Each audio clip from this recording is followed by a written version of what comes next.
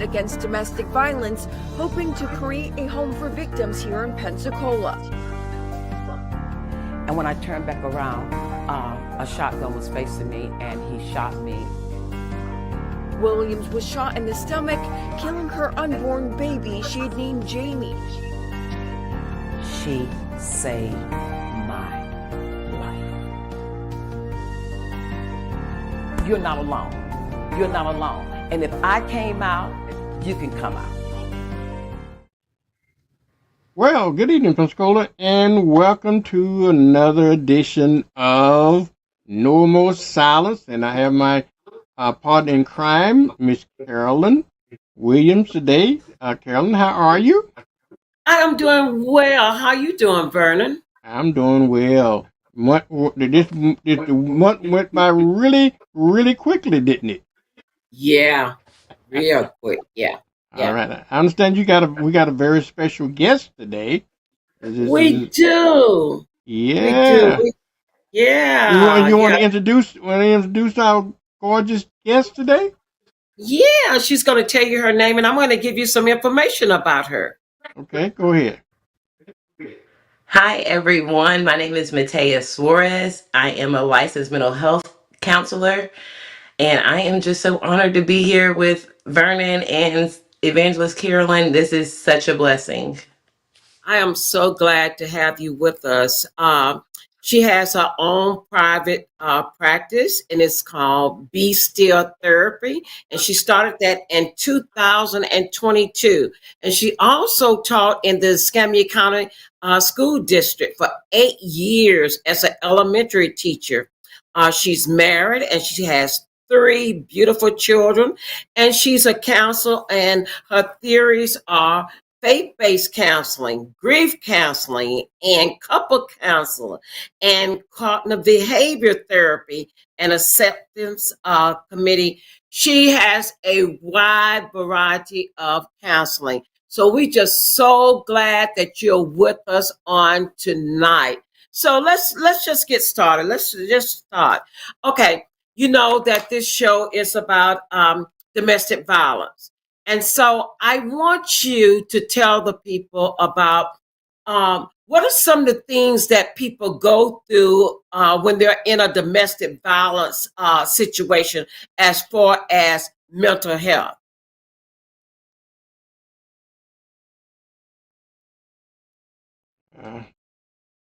Hold on for a minute. I'm not getting your audio. Go ahead. I'm sorry. Okay, exactly what they go through when they're in mental health. I know that one of them is PTSD, which is trauma. So can you expound on that? Is exactly what they go through when they're in domestic violence? So I know that dealing with survivors. Okay. Go ahead. I'm sorry, Carolyn. So dealing with survivors in domestic. Okay. Dealing with survivors in domestic violence scenarios and survivors, a lot of trauma is going within in a sense of, I always tell people that trauma, we think it's something that's so traumatic. Like the domestic violence, yes, is a huge thing that happens. But the thing is also the cycle of abuse. We don't think about the things that happened prior to the domestic violence and what led up to the survivor and the victim being subjected to domestic violence. I never tell my clients, and I always say it's never justifiable to put your hands on someone or do any things of that sense. But the thing is, let's learn how to be preventative and see how the cycle of abuse happens, because usually it starts with tension. It's usually the phase of okay, I'm trying to please this person, or the apologies that they hear, or the promises. A lot of love bombing comes into that within the relationships when you're in a domestic abusive relationship. Not even a relationship, but even family. I feel as if we get the sense of relationships and the patterns and behaviors that people come in, the people that are closest to us, usually the people that hurt us the most. So being mindful and understanding that the cycle that we create, it creates confusion, but then it also gives us hope that things will change.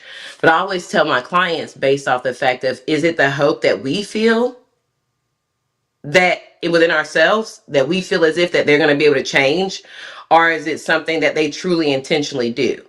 A lot of times with domestic violence, and the people being in a toxic relationship, it's truly based off the fact of somebody not feeling as if they are good enough. They are struggling with trying to please someone. They're looking for their worth outside of themselves. So they go and they settle for being, they believe that they're unlovable. So they'll Mm-hmm. settle for being needed. So a lot of times is when we get in these relationships, or even if it's familial, it's like, let me prove myself. Let me tie my worth to the performance. Let me tie my worth to my production. Let me tie my worth to if I'm a good person, if I do this. So usually the predator, I always say, or the person that's the abuser, they're taking the sense of that person's heart, knowing that they're earning for validation from others because they truly do not feel that within themselves. So it makes that person an easy target. So you said something about the cycle. What do you mean when you say the cycle? What are you saying when you say that? What do you mean? So the cycle of tension, explosion, and then honeymoon. Wow. Yeah. Mm. Okay. You feel the tension in the relationship. You feel it as if most times the person that's being the victim, they're very hyper vigilant Mm-hmm. and they're hyper focused on trying to make sure that person is okay with them, that they are doing what that person wants so they can receive the love that they deserve, but it's not healthy. So the thing is, we're in the tension. I'm feeling the tension in the relationship is so thick. But then the thing is, that person's walking on eggshells, trying to please, like tiptoeing. The Mm-hmm. abuser, then you have the explosion. When you don't live up to their standard or it doesn't go that way, now I'm snapping on you and I'm putting my hands on you based off the lack of self control from the other person and not being able to regulate their emotions. And the thing is, the mental health behind domestic abusive relationship is the two people in it. It's not about being a good or bad person. It's the fact that any relationship you're in, whether familial or being in a friendship, is only going to be as healthy as the two people in it. So a Okay. lot of times it's knowing and go ahead. I'm sorry. You go ahead. I'm sorry. I'm Go ahead. Go ahead. And well, It's I want seeing. to know Go ahead. that what is this rooted in? How does all this start? How does a person come to the point where they end up in a domestic violence relationship? I heard a lot of women even myself, I said I would never ever let a man put his hand on me. So what is the root of it? Where does it start? So I'm going to speak. I only self disclose only to be able to give people a sense of insight of when you see something. With mental health, I always tell people is nature versus nurture. Mm. It can be definitely DNA in the sense of like mental health disorders like anxiety, depression, things that can be genetically within our bodies that has been passed down. But then I also go back to nurture. And I always say that people say, well, generational curses. I don't believe in generational curses. I believe in generational trauma because the fact Wow. of the matter is my mother allowed my father to put his hands on her based on the fact of not knowing how to communicate, and also, I watched that. So I felt as if, as a child, that's what love is. So the nurture and the environment. So when I got into a relationship, I felt comfortable and that was like, this is normal to me. I've been here before. And the thing is, being a codependent, a person that was people pleasing and trying to, like I said, find love and fill internal void by external means. So the thing is, if I knew I didn't love myself, but I really didn't know that, I felt as if I did love myself, but I was so based off the fact of, okay, what I do for somebody based off condition. So when you're in that cycle of doing things for someone that is conditional and not love, where it's unconditional, where it's just based off of true transparency, honesty, vulnerability, and healthy communication, where somebody can feel emotionally safe and secure. Because the thing is, before we even get abused physically, we've already been abused mentally and emotionally. Wow. You know, you want to jump in there, Vernon? You want to ask No, her a question? Say something, uh, Vernon? no, no. Go ahead. I'm just finding it quite interesting. Continue. Yeah. But you said something there is that, uh, even with children, you say you was a child. So if they're in that environment, they don't know what is right and what is wrong. But if they're in that environment, and so many children today, that's why we have so much killing going on because they don't know how to communicate. They think that communication is fighting, a gun, or whatever, but they don't know how to communicate because they came up in a home where they never experienced that. And so many times, what happens is parents don't want to, they don't realize that, and they don't want to take accountability, kind of take accountability for that. I know that when I was in my domestic violence relationship, and my son, he was playing with my baby, which is 2 years old, and he told her, he said he had a gun, and he said, "I'm going to shoot you the way that James shot mama." And then from that Mm. day forward, I never allowed a gun. I never bought him a toy as far as a gun. But it stems in your childhood. Do you agree with that? I do agree, and that's the thing. What we stated. I think we're saying exactly the same thing. Generational trauma is something that's passed down. So the thing is, generational trauma comes from the fact that if my mom didn't choose to heal from this, then guess what happens? She doesn't have the awareness. She doesn't have the emotional literacy to tell me, "Hey, Matea, this is not what you deserve." She might say it, but if I don't see her truly not accepting those things and allowing those things within the sense of pouring back into herself, setting boundaries, loving herself, because even though it's not justifiable for anybody to put their hands on anybody, but the fact of the matter is, if we would go into it knowing who we are, but also knowing whose we are and being secure within ourselves, Mm-hmm. we wouldn't settle for less than we deserve. So I feel as if, yes, you had the awareness. You went through this, your son said it, and you said, "Hey, we're going to remove anything in our home. No toys are going to be played." I feel as if generational trauma, in the sense of what the environment, like we stated, if that's all I know, why are we expecting more? Wow. Oh, Yeah, yeah. And then finally, it was at the point where, when I did marry my second husband, he was able to see how we handle conflict. He was able to see how he loved me. And I couldn't understand. I'm like, he would buy his girlfriend all these gifts and this and then. I'm like, why are you doing this? And he said, because I see Chat doing that for you. So it was able to be able to get out of that environment and be able to demonstrate him how you care for a woman, how you respect a woman.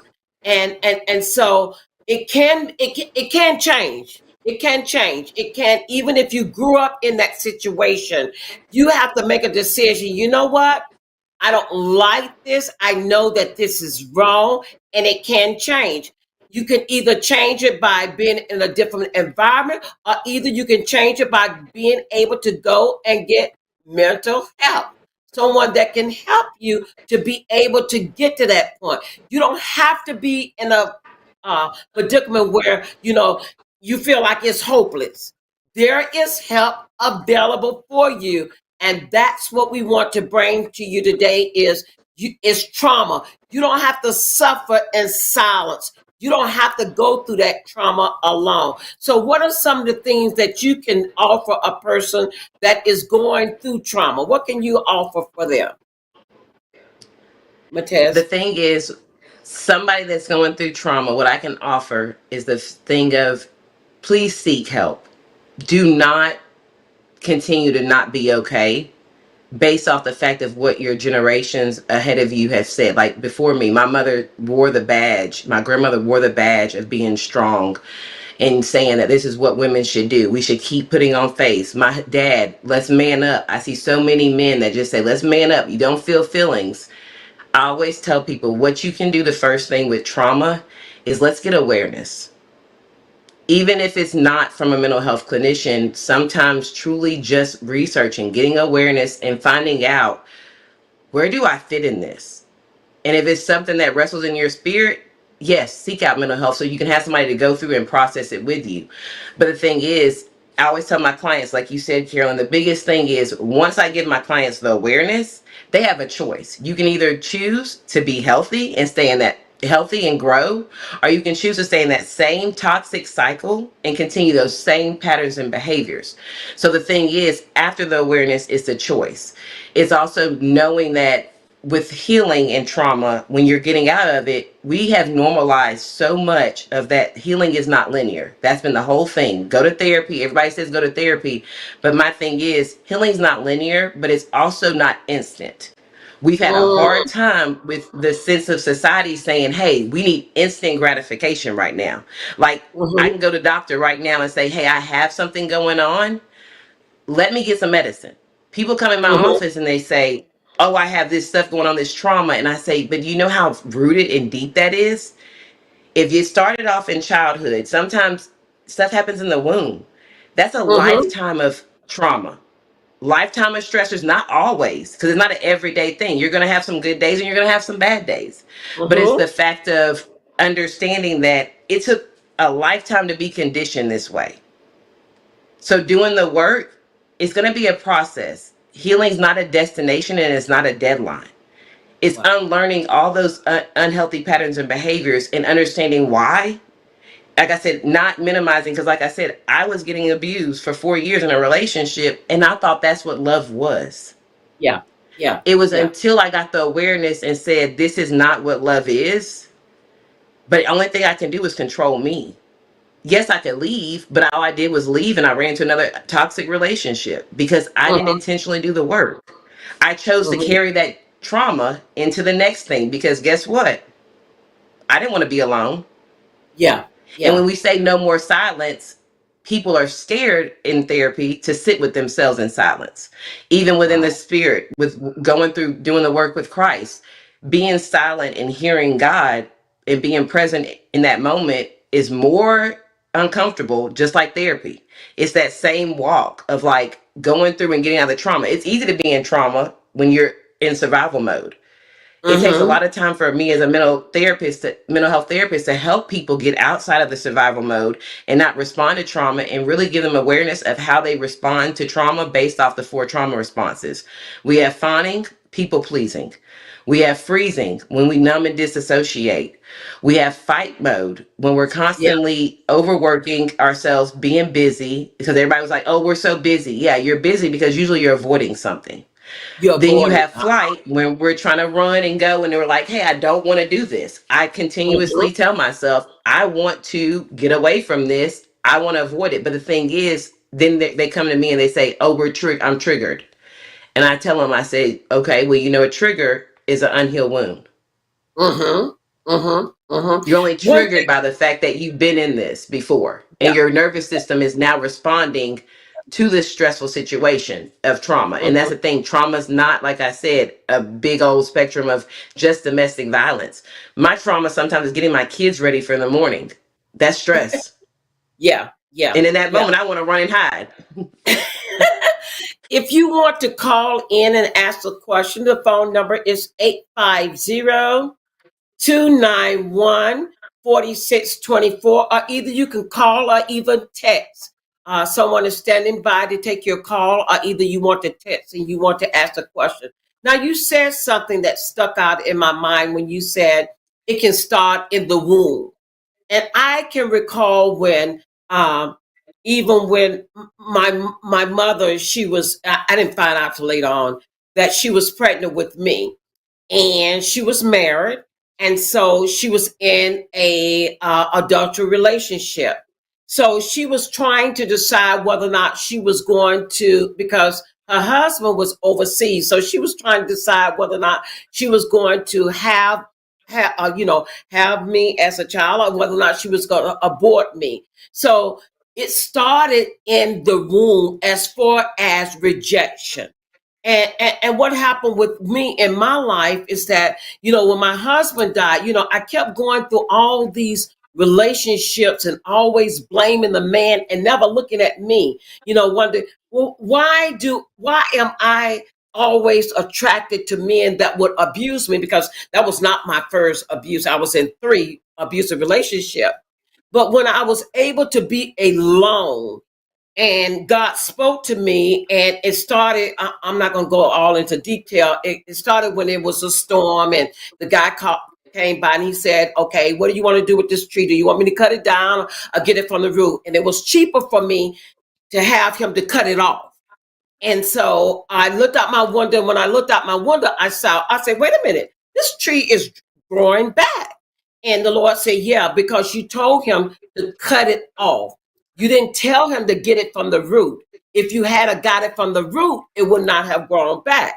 So God used that analogy to show me in my life. He said, Carolyn, it's time for you to get to the root, because I want to take my wedding band off and let everybody know that, guess what, I'm available now. And he said, no, you keep it on, because you need to get to the root issues. You need to be whole. You need to be delivered. You need to be set free, because if I don't get set free, I'm going to attract the same thing over and over.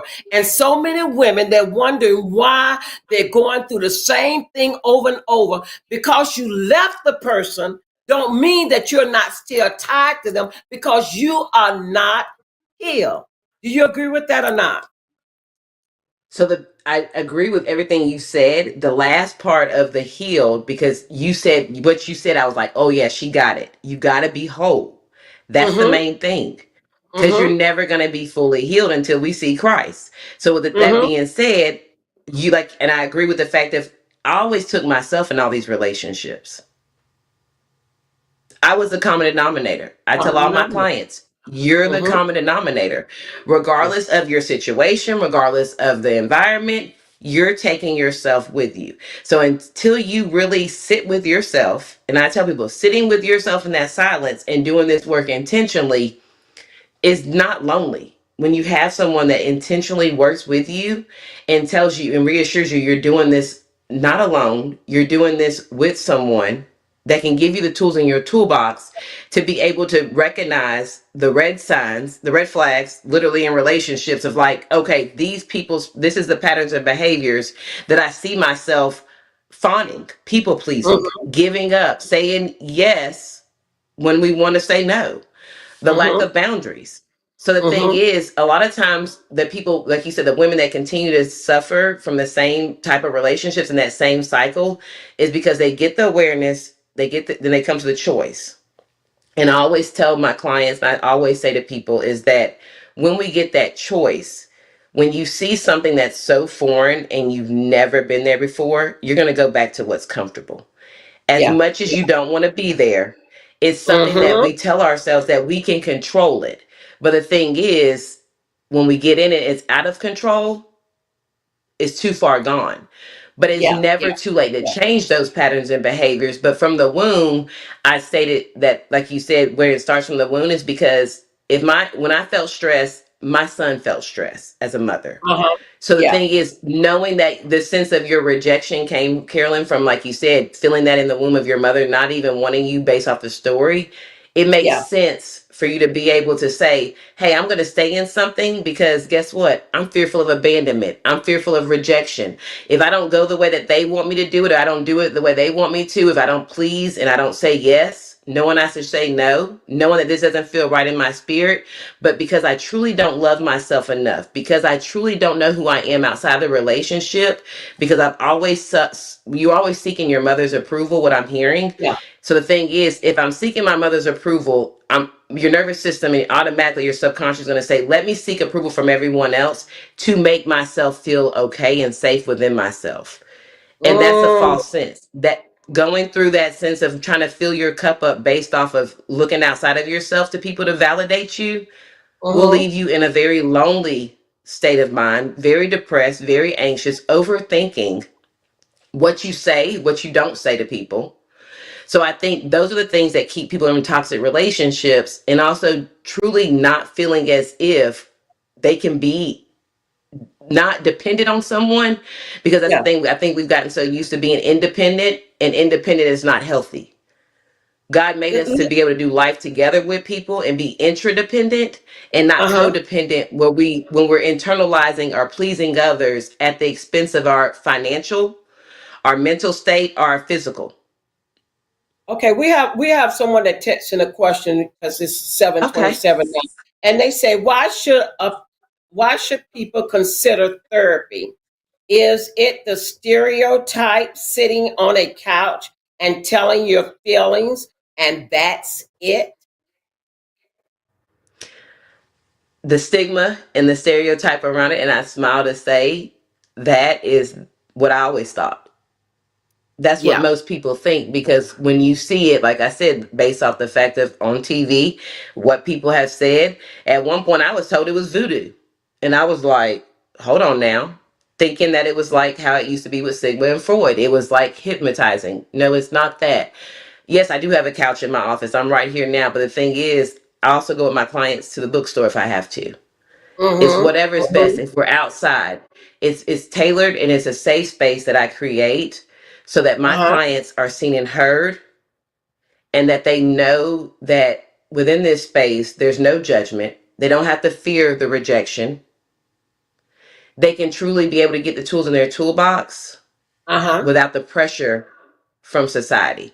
So no, it is a couch in here. No, people just don't lay down. People prop their feet up on the couch. People stand up. People sit down and say, Matea, hey, can we go outside? It's whatever my client makes it be. Okay.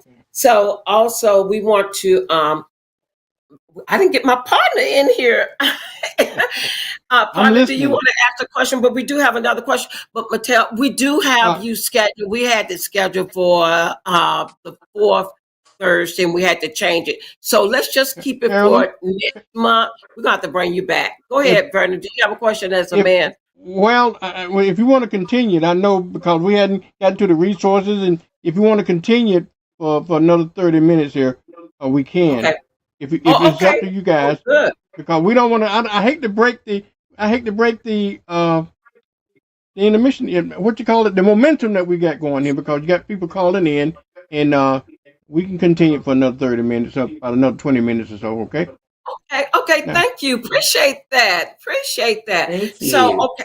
Okay, so I hope that answered that person's question. If you have any questions, anything that you want to ask, you can ask it now. I want to talk about even with myself and some of the things. I'm not going to get into details about what I'm going through right now, but we'll say that for another time. But uh, I know with myself, I had 3 children during the time when I got shot. I had 3 children. And I went on as though nothing happened because I had to take care of the 3 children. So I never grieved for Jamie. I never went to see counseling. Anything, because you have to realize in our culture we don't too much believe in counseling. We believe and I'm not saying anything is wrong with this. We believe in God can heal us, which is true. But for some reason, we believe that when it's mental illness and when it's trauma, but when it comes to a heart attack or whatever, something else that we're going through, we go to the doctor.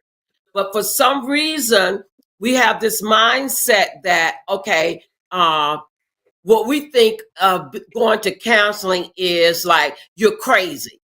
And I know that I didn't go and seek counseling, but I know that I was reading a book and it's called The Body Keeps Score. Can you elaborate on that? The Body Keeps Score is an amazing book, a great resource for people to use.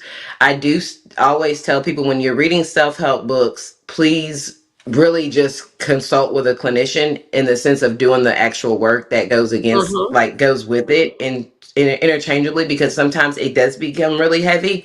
And what I heard you say, Carolyn, and what stuck with me was the fact that all you did was move on.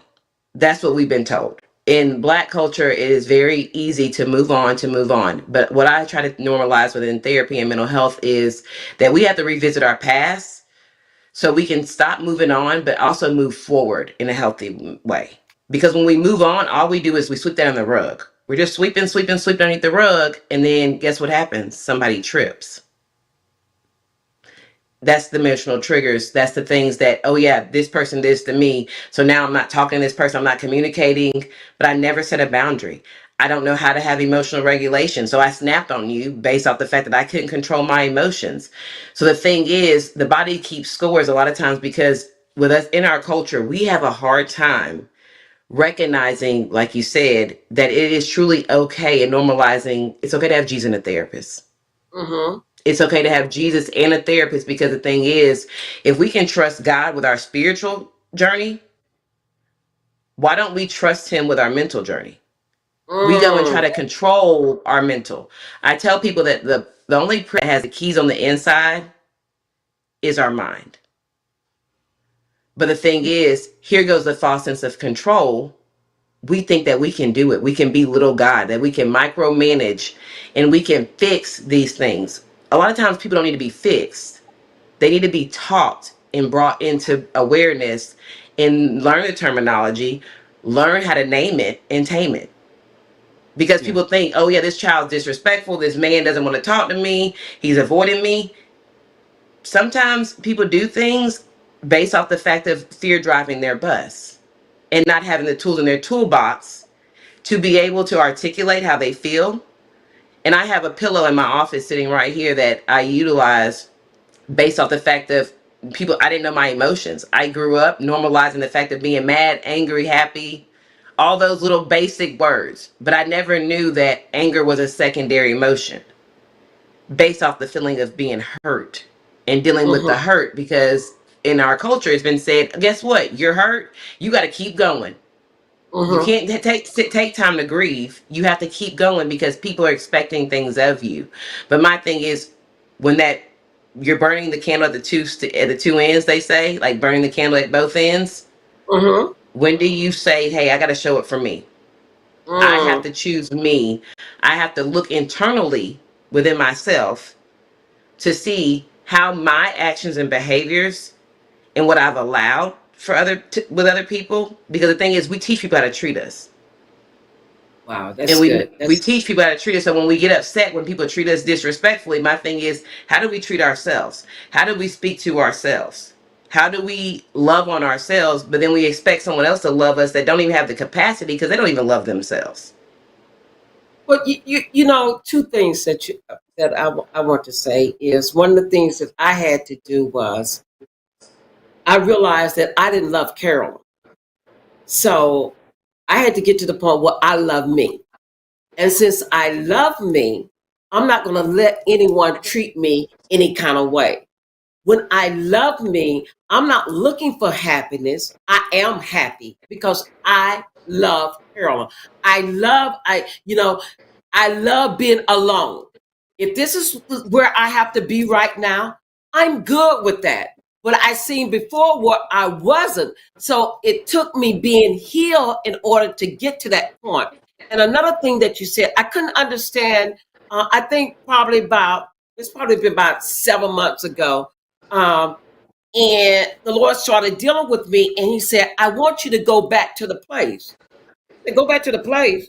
He said, I want you to go back to the house where you got shot. And I'm like, mm. So I wrestled with that for a while. And so finally I would drive by, but I would never stop. So finally one day I was across the street and the Lord said, go. And I went, and the people that live in the house, they were sitting on the porch. So I proceed to tell them my story and stuff and tell them that, I need to go back. But when I went back, check this out. When I went back, I was able to see something that I did not see before. I was able to see my children. I was able to see the reaction of my children because they saw what happened to me. And I never had seen that before, and I was able to see things that I never seen before. So what I was doing was I was suppressing all this and moving on and not knowing that somewhere in life, all of this that we carry in us, if we don't deal with it, it will deal with us. And that's so true, Carolyn, because the thing is, what I heard is that, and what I heard was literally that you can't go, you can't heal in the fire that burns you. You can't heal when Mm. you're still in the fire that burns you. So if you're in that house, and the thing is, I call it codependent glasses. When we're in those type of relationships and we're people pleasing and we're internalizing and we're looking for external validation, we literally put on rose gold glasses and we see everything like rainbows and unicorns. So the thing is, Mm-hmm. if I'm in the fire, if I'm in the fire, if I'm in the trauma, I'm not going to see anything except what I want to see. That vision is so blurred. Like you're literally, your subconscious, your unsubconscious is telling you, hey, it's going to be okay. They're going to do better. But the thing Mm-hmm. is, when you come out of that and you come outside of that fire and you start to do the work intentionally, and then you're able to go back and you look back, because I look at my life and I say, God, I see where your hand was still on me. I see how you protected me. I see how the reason why every sense of the trauma that I went through, I always go back and tell people, I said, the trauma is not your fault, but the healing's your responsibility. So Wow. if you choose to continue with the same cycle of constantly allowing the fire to burn you, it's like what the Mm-hmm. saying says, if you go touch a stove and it's hot, and you tell a child don't do that and they go back and touch it, that's all you're doing. Let me go back to this relationship. And that's what Mm-hmm. triggers are in wounds. We put band-aids on I tell people we put band-aids on temporary problems to say, okay, Mm-hmm. this is what it is. It's a temporary fix. A temporary fix for a permanent problem that has been rooted within yourself based on Mm-hmm. the fact of what somebody probably has told you, what the enemy has lied to you and said, that you Yeah. have started to water that seed. And the thing Mm-hmm. is, like you said, we suppress in the sense of, if I tell my story, how are people going to see me? How are they going to judge me? Stay right there. Stay right there because we have a question. How would you Okay. encourage someone to seek professional help when they feel ashamed that they are in an abusive situation to begin with? The thing is, finding a therapist that literally looks at you and says, hey, that doesn't define you. I tell my clients all the time, you can sit here and you can lie to me all day long. I know what's going on. But if I open that closet door, if I open my closet and I told you everything else that I went through, why would you trust me? Would you believe me? No, I'm truly doing this work with you. So having a client that comes in here feeling shameful, that's always going to be the sense of, because I'm in this right now. The Mm-hmm. courage to literally pick up the phone, and I tell people, don't hesitate to call for therapy based off financial. Pick up the phone and say, hey, Matea, can I get a consultation? That's free. You never know how someone will bless you. I've given people sessions and said, hey, I see you truly want to do this. I see that you truly want help. But the thing is, Mm-hmm. one thing I know as a codependent in recovery, I cannot want anything more than my clients or anybody else in my life. Because when you start to want something for somebody else, you start to see if they truly want it. And then that's Yeah. where we start to be the fixer. We're trying to make somebody be there. So I always tell people, if they're feeling shameful, if they feel like somebody's going to judge them based off a clinician, date around. I might not be the person for you, but date around. Finding a therapist that truly can say, hey, I've been here before, and not just throw the book at you. The same way with church. Nobody's gonna want to go to church and somebody just throwing the Bible at you. You want Yeah. real tools in your toolbox to be able to apply it to your life and cope in a healthy manner. We have Let me another ask. question. Go ahead. Say, Go ahead. want to Go say ahead with the something? question. Go ahead, Vernon. Go ahead. Go No, no. ahead, I was Vernon. just, no. Let answer the question first. I was just going to, because I was curious as to and I think that's one of the most important points to be made tonight is that you need to seek help and seek counseling, professional services that's available to you, because you can't go through this by yourself.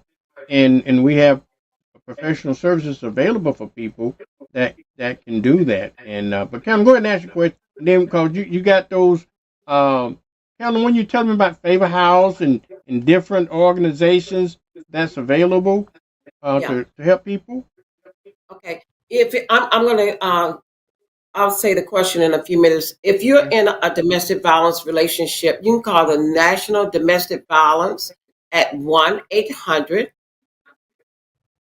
799-7233. You can also call Favor House. That's 850-434-6600. If you're in a domestic violence relationship, and you can also call Jamie's house at 850-291-4624. That is a place for a family, a mom that's in a domestic violence relationship and they want help and they want out. And it's already set up. It has 2 rooms, a room for a girl, bunk beds, and it has a room for a boy, bunk beds, and also have a room for mom. It is a nice place. So if you want, just like we're saying, the choice is yours. You have to come to that point that you really want help. So another question is, how do I mentally end the cycle of choosing abuse? Showing up. The first step is saying, I'm in one. I'm in an abusive relationship. The thing is, I always tell people in this work, you have to be honest, you have to be open and transparent, and also with the H, humble. Yeah. You have to be able to come in here and literally, like I said, it's just like when I said yes to Christ. I had to surrender and I had to come in here and lay it out. It's like the therapy is truly peeling that onion back layer by layer. It's not just that one session. And that's the thing of just saying, hey, I'm not okay, without the sense of feeling like someone's going to shame me for staying in something. I definitely don't shame anybody for staying in an abusive relationship, because the thing is, I was at one point in that situation and I didn't know my worth. But once I started to do the work, once I started to say, hey, somebody actually sees me and they hear Mm-hmm. me, Mm-hmm. Mm-hmm. not based off what I do for them, but Mm-hmm. based off who I am, Mm-hmm. and Mm-hmm. start to feel safe and secure. And like I said, it's baby steps. It's an everyday thing. And there's days that I tell people I don't be want to heal. I tell my clients to have grace. But the thing Mm-hmm. is, we've been conditioned to feel as if you're either being perfect or you're failing. So guess Mm-hmm. what? If I didn't do what mom and daddy said, I didn't get married and have kids like I did. Guess what? I had kids out of wedlock. I had to come to terms with that within myself and say, guess, Matea, God forgives you. I was the one wrestling with that. I Yeah. inflicted that on like the demand, and say I can walk around with the identity of, okay, she had kids out of wedlock. The same way a domestic violence literally survivor or a victim right now in a relationship can choose to walk around with, hey, I've been in an abusive relationship. Or they can Mm-hmm. choose to say, hey, I'm going to seek help so I can find ways to get out, even if it's Mm-hmm. not immediate, but Mm-hmm. being able to be proactive instead of reactive. Mhm. What I love about this is that, when they come to you for services, it's not like they coming to someone that have not experienced or went through what they went through. And so that's where you're able to really open up. That's why so many women and men stay in those relationships, because they will not open up. They will not tell anyone what they are going through. And so when it happens, it's like people are saying, I didn't know that they went through this. I didn't know they was going through this. You have to know that when you're going through something like this, you always wear a mask. You pretend like everything is okay. You show people what you want them to know, not what they really need to know. And so you're able to tell them, you know what? I'm not just giving you mental health advice. Yes, I'm a licensed therapist, but I'm giving you experience, something that I went through, something that I walked through before I became a therapist. So therefore, I'm able to help you, not to judge you, not to make you feel shame. I can't, because I came out. And that's the thing about No More Silence, is to show people, if I came out, you can come out also. So many times what happened is the enemy is playing games with your mind and saying, there's no way out. You would never make it. You would never amount to anything. You would never be anything. You would never have your own business. How are you going to make it? You know, that was one of the things that my ex told me. He said, no one would ever want you. And you got these 3 children. They would never want you. And I believe that. And then all of a sudden I say, wait a minute. Something is not right with this. When I married you, I had 3 children and you wanted me. So he was trying to get in my mind and let me know, to try to keep me there. Nobody gonna want you. And I'm like, later on when I looked at it, I'm like, wait a minute, Carolyn. I know I was not in my right mind because I would not have stooped this low to get someone that looked like him. But you know, it was based on emotions and it was based on needs. So I want to tell the women out there is that so many times you get in a relationship based on what you need. You get in a relationship based on your emotions. And when you do that, you're going to take whatever. I hear about a lot of children, a lot of women going on Facebook. Now, if it worked for you, fine. But I'm not going on Facebook to try to find me a man. No, no, no. I'm not that hard up that I need to go on Facebook to try to find me a man. If you can't be happy with yourself, you're not going to be happy with somebody else. You cannot look for someone to make you happy. And a lot of people don't understand it. They say, well, you know what? You're beautiful. You look nice. I know you got somebody. I know I'm beautiful. I already know that. I know I look good for my age. I already know that. But I am content with me. For once in my life, and I never thought that I would ever get to this place where I am happy with Carolyn. If God chooses for me to have someone, fine. If not,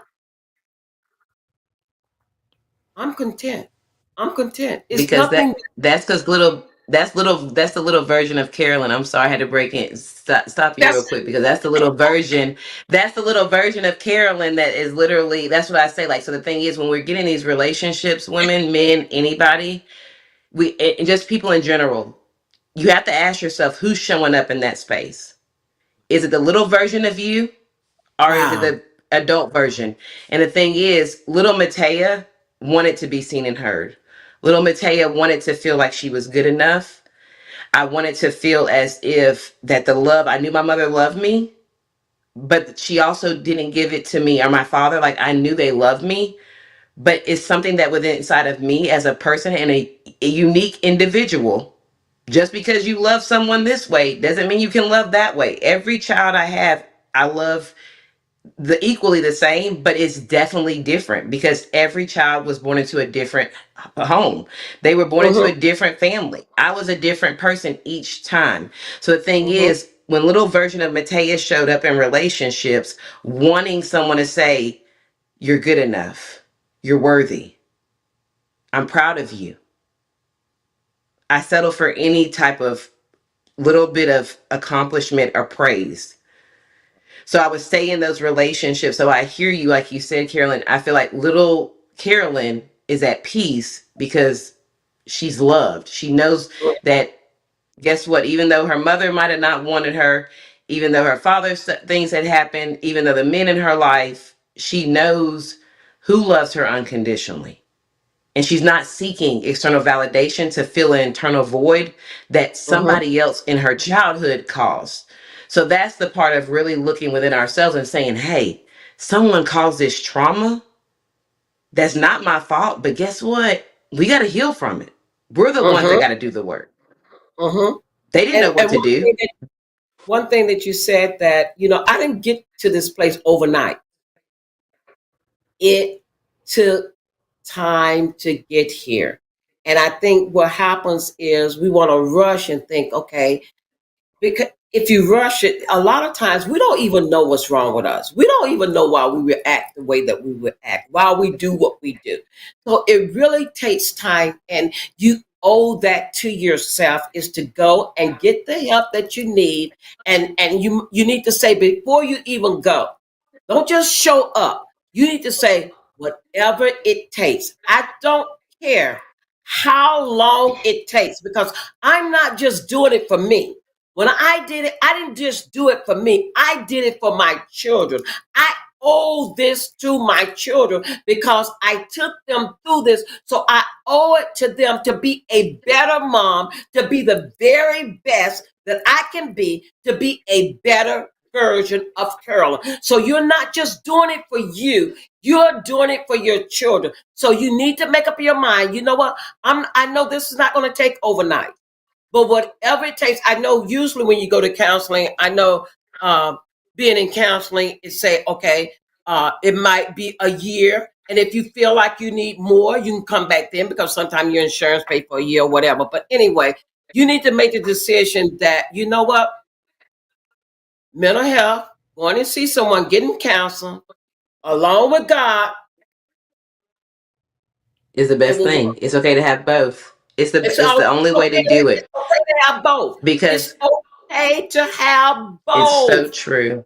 It's Yeah, okay to have both. And we the thing feel is, like we feel like we don't need that, you know. And I know the power of God. I know it was God that brought me out of my situation. You know, I was in a coma, amen. so I know the power of God. I also know the power of counseling. I also know that sometimes it takes both. Don't be so holier than thou and think that's not what you need. You know, we say that's not what we need when we have not even tried it. Not even knowing. And the thing is, Not that's even so true, knowing. Carolyn. But the thing is, people choose. I tell people if more people were doing the work and healing, the thing is, people would be much nicer. The world would be peaceful. But the thing is, it's so fearful. People are fearful. They're fearful to really look in the mirror and say, wow, this is who I really am. Because it's okay to put on face. It's okay to sit there and put that mask on and portray an image and put on codependent glasses and live in a fantasy world of like, this is what I'm striving for. But when the Lord says, I didn't ask you to strive. I asked you to sit at Mm, my feet and be in my presence. We get into the sense of being cuffed to the constant of like Martha. We're constantly going distracted, running, worrying about the every and everything, everybody's business, everything. Because I tell people we come to therapy because the people around us don't go to therapy. But then there mm-hmm, becomes a time when I'm like, okay, you're still here. So guess who's the problem? And it's not even being about the being the problem. It's the fact of understanding that there are things that's within you, patterns and behaviors that until you understand, this is the reason why you respond this way. Usually the thing is we're reacting based off of emotions, like you said. It's short mm-hmm, fused. It's based off the fact that right now in this moment I feel this way. So truly getting that awareness and also reaching out to people. And I tell anybody, any of the viewers, please do not hesitate to just reach out and call Be Still Therapy and be like, hey, Matea, are you going to be having a group pretty soon? Because that's the things that I'm going to be offering is trying to give the community back mental health groups that are pro bono, that's free, are low cost. Because the thing is, I hate to turn people around based off the fact of not having the finances, not having the insurance, because it's something that we have to say it stops with us. Because when I chose to be sober, when I chose to start doing this work, I said, this truly ends with me.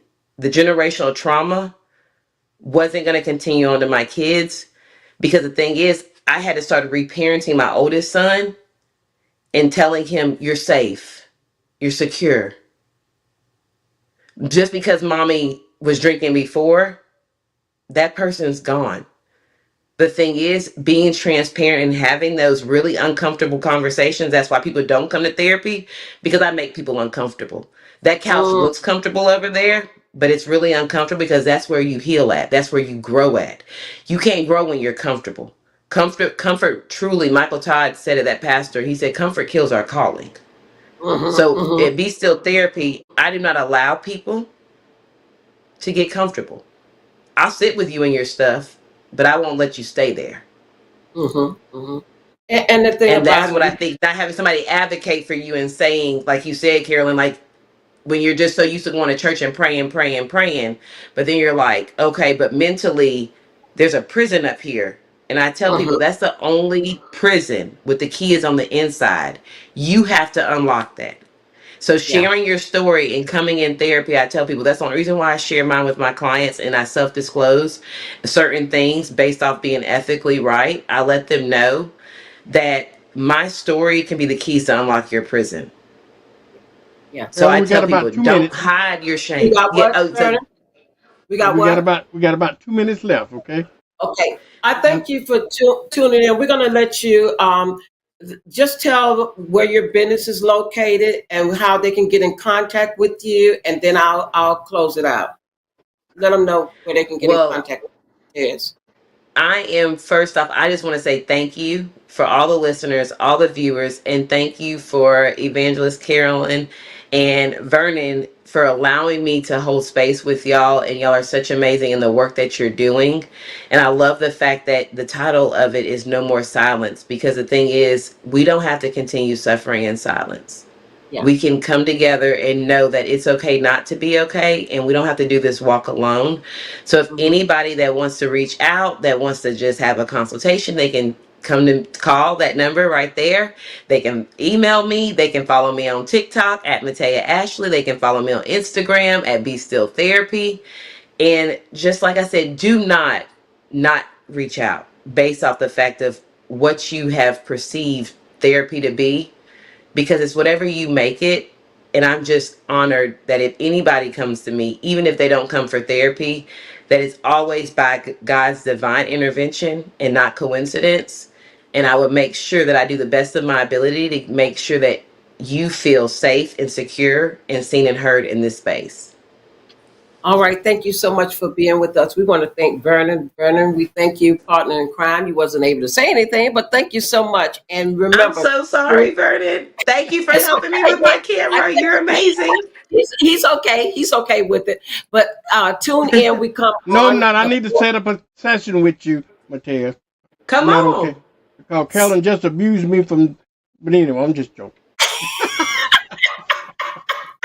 the fourth Thursday of the month. The fourth Thursday of the month, you can come on and listen to No More Silence. And remember that there is so much resource. If you're in a domestic violence relationship, call 1-800-799-7233 or either Favor House 850-434-6600 or Jamie's House 850-291-4624. Even if you're not thinking about coming out yet, just call and get the information. So we're going to say this is a wrap, and thank you so much for joining us on tonight, and tune in. You never know. She might be back next month. And good night. And thank you. Good night. All right, ladies. Thank you so much. I really Thank you. appreciate it. And we went over this is a special show. We went an hour tonight, but hopefully we can catch it again on WBQP. We'll play it periodically throughout the month on WBQP. Plus, it's on social media. And it's also on WBQP mobile app anytime you want it. Okay? All right, ladies. Thank you. We'll see you again next month. Thank you. See you next month. Will do.